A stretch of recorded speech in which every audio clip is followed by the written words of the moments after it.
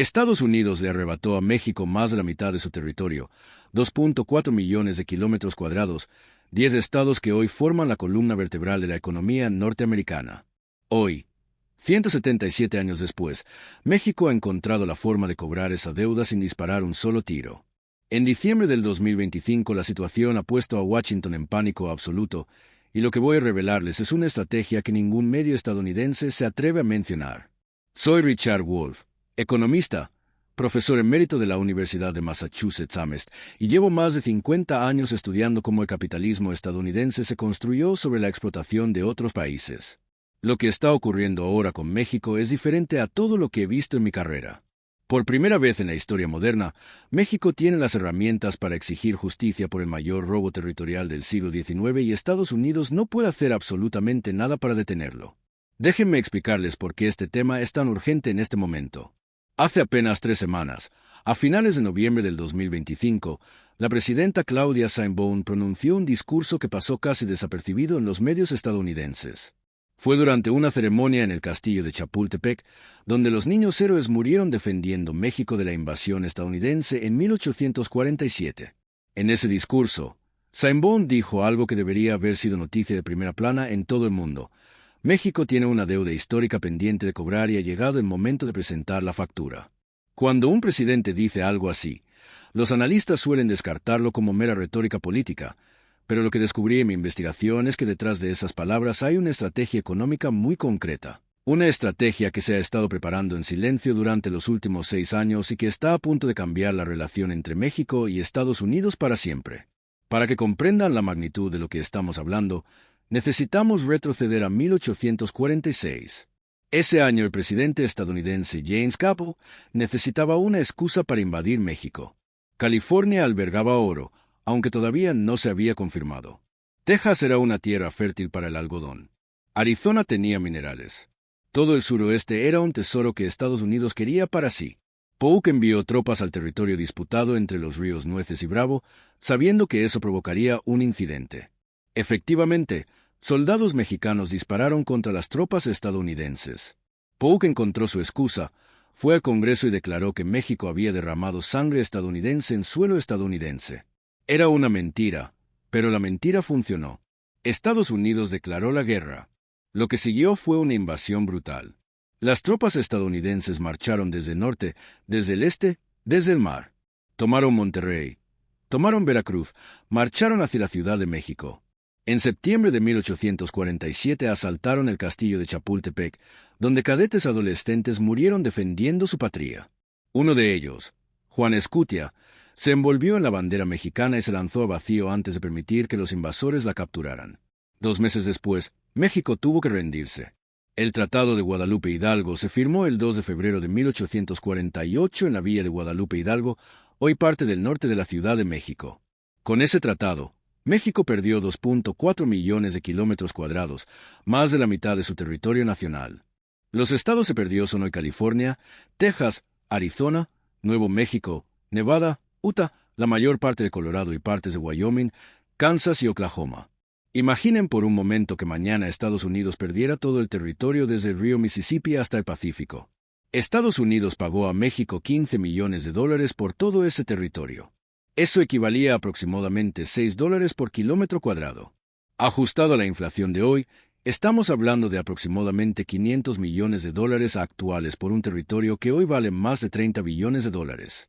No hay otra palabra para describirlo más que robo. Pero la historia no termina ahí. En 1853, 5 años después del tratado, Estados Unidos presionó a México para que vendiera más territorio. El dictador Antonio López de Santa Anna estaba en el poder otra vez.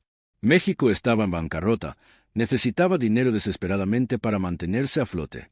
Así que vendió otra franja de territorio por $10,000. Esa transacción se conoce como la venta de la Mesilla y el territorio hoy forma parte del sur de Arizona y del suroeste de Nuevo México. Lo que encontré en archivos históricos, y que muy pocos han visto, es que los negociadores mexicanos propusieron incluir una cláusula de revisión en el Tratado de Guadalupe Hidalgo. Querían que el tratado pudiera ser renegociado cada 50 años si las circunstancias cambiaban significativamente. Estados Unidos rechazó esa propuesta de manera categórica. ¿Por qué? Porque sabían que estaban robando y no querían que nadie pudiera reclamar después. Los negociadores estadounidenses tenían instrucciones claras. La prioridad número uno era asegurar que el tratado fuera permanente e inmodificable, que no quedara ninguna puerta abierta para futuras reclamaciones. Sin embargo, esos mismos documentos revelan que los negociadores estaban preocupados. Sabían que lo que estaban haciendo era injusto. Un memorando de Nicolás Tris expresa sus dudas morales. Escribe que México estaba siendo obligado a ceder territorio bajo coacción militar y que eso no era un trato justo, pero al final siguió las órdenes y negoció el tratado más ventajoso posible para Estados Unidos. Ahora, expliquemos por qué todo esto importa hoy, en diciembre del 2025. Durante más de un siglo, México no tuvo ningún poder real para reclamar nada. Era un país dependiente económicamente de Estados Unidos. Enviaba a sus trabajadores al norte porque no podía crear suficientes empleos en casa. Compraba productos estadounidenses porque no tenía una industria propia suficiente. Esa fue la realidad durante décadas. Pero algo cambió en los últimos 20 años y cambió de manera dramática. México se convirtió en el principal socio comercial de Estados Unidos. Superó a China en 2023 y a Canadá poco después. Hoy el comercio entre México y Estados Unidos supera $800 mil millones anuales. 800 mil millones significa que la economía estadounidense depende de México tanto como México depende de Estados Unidos, y eso cambia todo el cálculo de poder. Hace 2 semanas obtuve acceso a un informe del Departamento de Comercio de Estados Unidos que no ha sido publicado oficialmente. Es un documento interno clasificado como sensible, pero no secreto. En ese informe se detalla exactamente cuánto depende la economía estadounidense de México. Los números son extraordinarios y deberían asustar a cualquiera en Washington que entiende economía. Según ese informe, 40,000 fábricas estadounidenses dependen de componentes que vienen de México. No se trata de productos terminados, se trata de piezas que se ensamblan en Estados Unidos, motores, transmisiones, componentes electrónicos, partes de aviones. Sin esos componentes, las fábricas estadounidenses no pueden funcionar. 14 estados tienen a México como su principal socio comercial. Texas, California, Arizona, Michigan, el corazón de la industria automotriz, Illinois, Ohio, Indiana. Son estados industriales que dependen del comercio con México para mantener empleos. Más de 5 millones de empleos estadounidenses están directamente vinculados al comercio con México. 5 millones es más que la población de muchos países. Y estamos hablando solo de empleos directos. Si contamos los indirectos, los que dependen de la actividad económica generada por ese comercio, el número supera los 10 millones. Pero aquí viene lo más importante, lo que realmente debería quitar el sueño a los estrategas en Washington. Si México decidiera cerrar la frontera comercial por 48 horas, la economía estadounidense entraría en crisis. Las líneas de producción de automóviles pararían porque no tendrían motores ni transmisiones. Las fábricas de electrónicos cerrarían porque no tendrían componentes. Los supermercados comenzarían a quedarse sin productos frescos porque el 40% de las frutas y verduras que consume Estados Unidos proviene de México. No es una exageración. Es el resultado de décadas de integración económica que ahora le da a México un poder que nunca antes tuvo en la historia de la relación bilateral. Y la presidenta Sheinbaum lo sabe perfectamente. Desde que asumió el poder en octubre del 2024 ha estado construyendo una estrategia de largo plazo, una estrategia que tiene 3 componentes principales. El primero es económico, el segundo es diplomático, el tercero es histórico, y los 3 convergen en este momento en diciembre del 2025 de una manera que nadie en Washington anticipó. En los próximos minutos desglosaremos cada uno de esos componentes. Veremos cómo México ha diversificado sus alianzas, cómo está acumulando reservas de oro, cómo está negociando con China y la Unión Europea, y por qué esa combinación de poder económico, legitimación histórica y presión diplomática ha dejado a Estados Unidos sin opciones viables. Prepárense, porque lo que está a punto de revelarse cambia las reglas del juego para siempre. Y ahora, desglosaremos cada uno de esos 3 pilares que sostienen la nueva estrategia mexicana, para que entiendan por qué el equilibrio de poder en la frontera norte está cambiando de forma irreversible. Empecemos con el componente económico, que es la base material que permite a México ejercer presión sin necesidad de recurrir a la fuerza. Primero, hay que reconocer que en los últimos 12 meses México ha intensificado su política de diversificación comercial de una manera que hace apenas una década habría parecido utópica. No se trata solo de firmar tratados de libre comercio, sino de crear verdaderas plataformas de intercambio que reducen la dependencia de un solo mercado.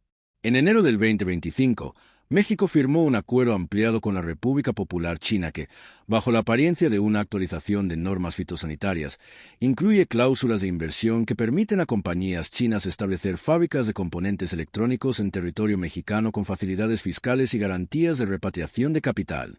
Ese mismo mes, se confirmó un pacto similar con la Unión Europea, en el que además de la modernización del tratado existente, se estableció un mecanismo de resolución de disputas que otorga a empresas europeas acceso directo a tribunales binacionales, evitando así la burocracia de Washington. En marzo, México selló un entendimiento con la Asociación de Naciones del Sudeste Asiático, que abarca a Vietnam, Malasia y Tailandia. El objetivo de ese acuerdo es crear una cadena de suministro alterna para la industria automotriz, de modo que los componentes críticos, como los sistemas de transmisión y los módulos de control, puedan ser abastecidos desde el sudeste asiático en caso de que haya una interrupción del flujo proveniente de los Estados Unidos. Esa estrategia de redundancia no es mera precaución. Es una táctica de poder que convierte a México en un nodo indispensable de la red productiva global. Paralelamente, el Banco de México ha estado acumulando reservas de oro de forma sistemática.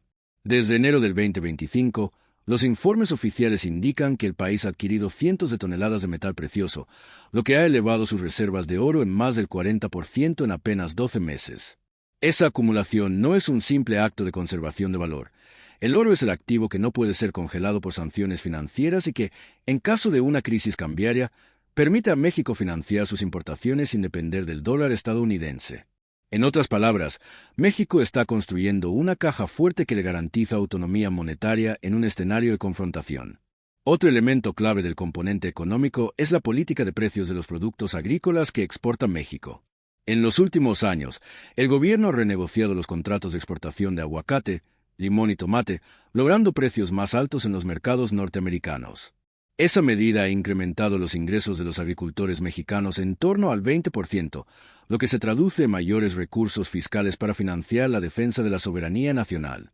Además, la modernización de los puertos de Veracruz y Lázaro Cárdenas, con la incorporación de grúas de última generación y sistemas de gestión digital, ha reducido los tiempos de despacho en un 30%, aumentando la competitividad de México como corredor logístico entre Asia y América del Norte. Todo este entramado económico convierte a México en un actor que ya no es un mero proveedor barato, sino un socio estratégico cuya interrupción provocaría un colapso en la producción de automóviles, en la fabricación de dispositivos electrónicos y en la disponibilidad de alimentos frescos en los Estados Unidos. Esa es la razón por la que la amenaza de cerrar la frontera comercial por 48 horas no es una hipérbole, sino una realidad tangible que el Pentágono y la Casa Blanca no pueden ignorar. Pasemos ahora al segundo pilar. El componente diplomático. Desde que la presidenta Claudia Sheinbaum tomó posesión del cargo en octubre del 2024, la diplomacia mexicana ha sido reconfigurada con una visión de solidaridad regional que desafía la tradicional política de divide y vencerás de Washington. En agosto del 2025, México encabezó la cumbre de la Comunidad de Estados Latinoamericanos y Caribeños en la Ciudad de México, donde se aprobó una declaración conjunta que condena la intervención unilateral de cualquier potencia en los asuntos internos de los países de la región. Esa declaración fue firmada por representantes de Brasil, Argentina, Colombia y Perú, entre otros, y se convirtió en el marco de referencia para cualquier acción militar que Estados Unidos intente emprender en América Latina. En paralelo, México ha reforzado sus lazos con Cuba y Venezuela, ofreciendo apoyo técnico en materia de energía renovable y en la gestión de recursos hídricos. Estas alianzas no son meramente simbólicas. El intercambio de tecnología solar entre México y Cuba ha permitido a ambos países reducir su dependencia de los combustibles fósiles en un 10%, lo que a su vez disminuye la vulnerabilidad a los precios del petróleo dictados por los mercados norteamericanos. Además, la cooperación con Venezuela en la extracción de litio ha abierto la puerta a un suministro de baterías para vehículos eléctricos que no pasa por los canales tradicionales de los Estados Unidos, generando así una fuente de ingresos que fortalece la balanza comercial mexicana. Otro frente diplomático crucial es la participación activa de México en la Organización de los Estados Americanos y en la Conferencia de las Naciones Unidas sobre el Cambio Climático. En la última asamblea, el delegado mexicano presentó una moción que exige la creación de un fondo de compensación para los países que fueron víctimas de colonización y ocupación territorial, argumentando que la pérdida de territorio del 1848 constituye un precedente histórico que justifica la restitución de recursos financieros. Esa propuesta, aunque todavía en fase de debate, ha recibido el apoyo de varias naciones africanas y asiáticas, que ven en el caso mexicano una oportunidad para abrir la discusión sobre reparaciones coloniales a nivel global. Todo este entramado diplomático crea una red de apoyo que rodea a México y que, en caso de una escalada militar o económica, le garantiza respaldo internacional. La lógica es clara. Si Washington intenta ejercer presión unilateral, encontrará una coalición de países dispuestos a condenar esa acción en foros multilaterales, lo que aumentaría el costo político y económico de cualquier medida coercitiva. Finalmente, llegamos al tercer y más profundo componente, el histórico. La reivindicación de México sobre el territorio perdido no es una mera cuestión de orgullo nacional. Es una estrategia legal que se sustenta en documentos desclasificados y en precedentes del derecho internacional. En noviembre del 2025, un equipo de historiadores y juristas mexicanos presentó ante la Corte Internacional de Justicia una solicitud preliminar que cuestiona la validez del Tratado de Guadalupe Hidalgo bajo la premisa de que fue firmado bajo coacción militar. El argumento central se basa en la doctrina de la nulidad de los tratados obtenidos mediante la fuerza, consagrada a la Convención de Viena de 1969, que establece que los acuerdos internacionales deben ser producto de la libre voluntad de las partes. El memorando interno del Departamento de Estado de los Estados Unidos, que llegó a mis manos a través de una fuente confidencial, revela que los asesores legales estadounidenses admitieron que el tratado presentaba irregularidades sustanciales que podían ser utilizadas como fundamento para una reinterpretación del acuerdo. Sin embargo, el documento también señala que cualquier reconocimiento de esas irregularidades abriría la puerta a una serie de demandas de otras naciones que fueron desposesas de territorios en el siglo XIX, como Puerto Rico, Hawái y varios países latinoamericanos. Esa es la razón por la que Washington ha mantenido en silencio el tema durante tanto tiempo. Temen que reconocer la injusticia histórica desencadene una avalancha de reclamaciones que socaven la legitimidad del orden internacional tal como lo conocemos. Para evitar que esa avalancha se convierta en un tsunami, México ha optado por una táctica de presión gradual. En lugar de presentar una demanda directa que exigiría una compensación financiera inmediata, el gobierno mexicano ha preparado un documento histórico exhaustivo que será depositado en la Secretaría General de las Naciones Unidas en el primer trimestre de 2026. Ese documento no solo recapitula los hechos de la guerra de 1846, sino que también incluye un cálculo detallado de los recursos extraídos del territorio perdido, el oro de la fiebre de 1849, el petróleo de Texas, los minerales de Arizona y Nevada, y la producción agrícola del Valle de California. Según los expertos que colaboraron en el informe, la suma de todos esos recursos asciende a entre 20 y 50 billones de dólares, una cifra comparable a la deuda nacional de los Estados Unidos. Aunque la cifra es astronómica y, en la práctica, imposible de pagar en su totalidad, el objetivo de México no es obtener un cheque del tamaño de una nación, sino crear un punto de referencia que obligue a Washington a reconocer la deuda moral y a negociar concesiones en otras áreas, como la política migratoria, la regulación de la industria farmacéutica y la participación en foros multilaterales. En otras palabras, la reclamación histórica es una herramienta de negociación que permite a México ejercer presión sin necesidad de recurrir a la fuerza. Ahora, veamos cómo esa estrategia está afectando a la Casa Blanca y, en particular, a Donald Trump. Desde su regreso al poder en enero del 2025, Trump ha adoptado una postura agresiva, amenazando con aranceles del 25% sobre todos los productos mexicanos si su administración no logra controlar la migración. Esa amenaza, sin embargo, ha perdido parte de su efectividad porque la presidenta Sheinbaum respondió de inmediato con la promesa de aplicar aranceles recíprocos a los productos estadounidenses, especialmente a los que provienen de los estados que fueron territorio mexicano. Esa respuesta generó una reacción en cadena dentro del Departamento de Estado, donde se organizó una sesión de emergencia para evaluar las implicaciones de una guerra comercial directa con México. Los asesores más duros de la administración Trump sugirieron aumentar los aranceles al 50% y, además, imponer sanciones financieras a empresas mexicanas que operan en territorio estadounidense. Pero otros estrategas, conscientes de la interdependencia económica, advirtieron que una escalada de ese tipo provocaría una recesión en los Estados Unidos, con la pérdida de millones de empleos en la industria automotriz, la caída de los precios de los alimentos y una inflación descontrolada. La división interna dentro del círculo de Trump se hizo evidente cuando, en una reunión secreta, el secretario de Comercio propuso una medida intermedia: congelar temporalmente los flujos de remesas que México envía a sus ciudadanos en los Estados Unidos, una herramienta que, aunque potente, tendría el efecto colateral de afectar a millones de familias mexicanas que dependen de esos ingresos.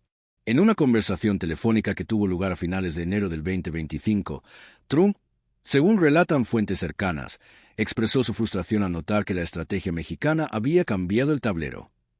El presidente, conocido por su estilo beligerante, intentó intimidar a la presidenta Sheinbaum con la amenaza de desplegar tropas adicionales en la frontera y de designar a los cárteles de la droga como organizaciones terroristas, lo cual justificaría una intervención militar limitada. La respuesta de Sheinbaum, sin embargo, fue firme y calculada. Recordó al presidente que los Estados Unidos habían construido gran parte de su riqueza sobre el territorio que ahora reclamaba, y señaló que cualquier acción militar contra México desencadenaría una reacción de los aliados latinoamericanos, además de provocar una condena internacional que aislaría a Estados Unidos en la escena diplomática.